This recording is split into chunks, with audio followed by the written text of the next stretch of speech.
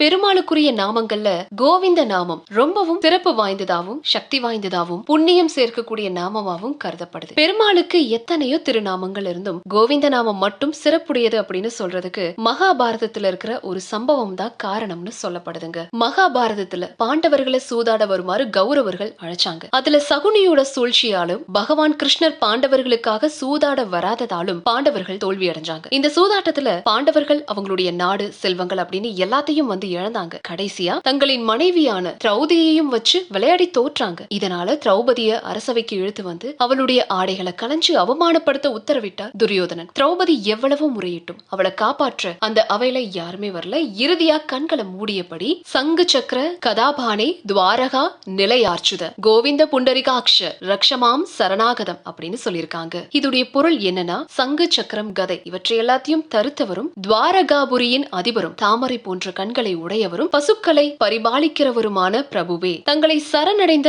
என்னை காப்பாற்றுங்கள் அப்படின்னு முறையிட்டிருக்காங்க திரௌபதி. அப்படி அவங்க கோவிந்தா அப்படின்னு அழைச்சதுமே உடனடியா ஓடி வந்து ஆடை கொடுத்து அவளுடைய மானத்தை காப்பாற்றினார் பகவான் கிருஷ்ணர். நீயே கதி, உன்னை முழுவதுமா நான் சரணடைஞ்சிட்டேன், என்னை காப்பாத்து அப்படின்னு முழு நம்பிக்கையோட யார் ஒருத்தர் மனதார பக்தியோட கோவிந்தா அப்படின்னு அழைக்கிறாங்களோ அவங்களுடைய குரலுக்கு ஓடி வந்து பெருமாள் காப்பாற்றுவார். அதனாலதான் பெருமாளுக்கு எத்தனையோ பெயர்கள் இருந்தாலும் கோவிந்த நாமம் உயர்ந்ததா சொல்லப்படுது. கோ அப்படின்னா உலகம், விந்தன் அப்படின்னா காப்பாற்றுபவன் அப்படின்னு பொருள். கோவிந்தன் அப்படின்னா உலகையெல்லாம், உலகத்துல இருக்கிற ஜீவராசிகளை எல்லாம் காக்கும் கடவுள் அப்படின்னு அர்த்தம். பெருமாளுக்கு ஸ்ரீ விஷ்ணு சகஸ்ர நாமத்துல 1000 நாமங்கள் இருக்குங்க. அதுல சிறப்புமிக்க நாமங்கள் 12. அதுலயும் சிறப்புமிக்க நாமம் கோவிந்தா அப்படிங்கிற நாமம் தான். ஆதிசங்கரர் பஜ கோவிந்தத்துல கோவிந்த நாமத்தை தான் குறிப்பிட்டு சொல்லியிருக்காரு. கோவிந்தா அப்படின்னா போனால் திரும்ப வராது அப்படின்ற அர்த்தத்தையும் கொண்டது. அதாவது பூ உலகில மனித பிறவியா அவதரிச்சு அவதிப்படுபவன் இந்த திருநாமத்தை விடாது பற்றி கொண்டா மறுபடியும் இந்த பூமியில பிறப்பெடுக்க மாட்டான் அப்படிங்கறதே குறிக்கும். கோவிந்த நாமம் சொல்ல சொல்ல போன உயிர் மீண்டும் திரும்பாது அப்படிங்கறதே இதன் பொருள். அதாவது